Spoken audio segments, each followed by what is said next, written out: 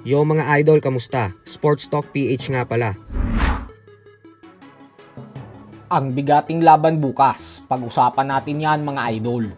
Ngunit bago ang lahat ay huwag kakalimutang mag-subscribe at i-click ang notification bell button for more sports talk.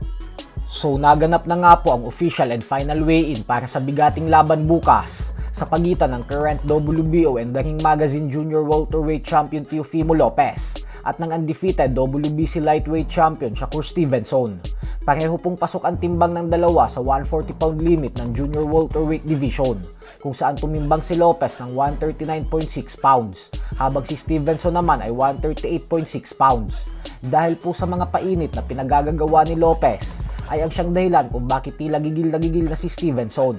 Kaya sinabi nitong hindi na daw talaga siya makapag-antay sa laban nila bukas at makita ang reaksyon ni Lopez habang winawasak niya ito sa ibabaw ng lona.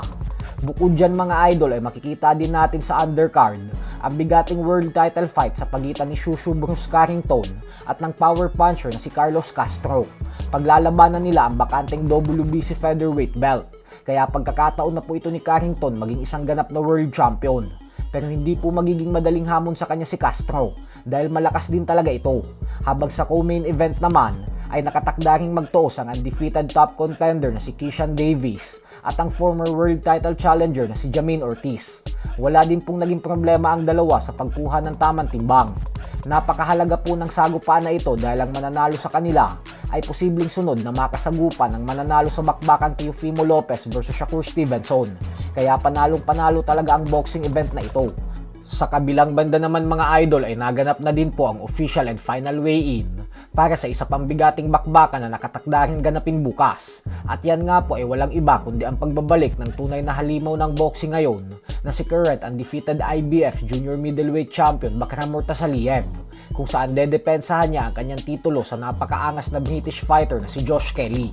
Wala pong naging problema ang dalawa sa pagkuha ng tamang timbang dahil tumimbang si Bakram ng 152.2 pounds habang si Kelly naman ay 153.7 pounds. At dahil parehong pasok ang kanilang mga timbang sa 154 pound junior middleweight division, kaya naman tuloy na din ang kanilang sagupaan bukas.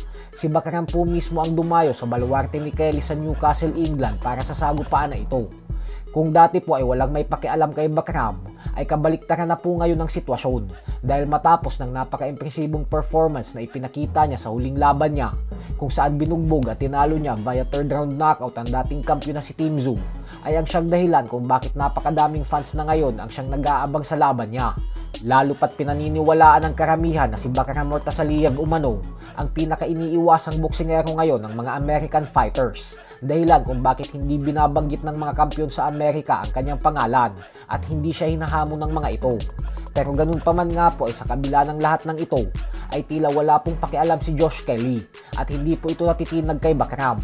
Naniniwala po kasi ito na tsamba lang ang naging panalo ni Murtasaliev kay Tim Tszyu.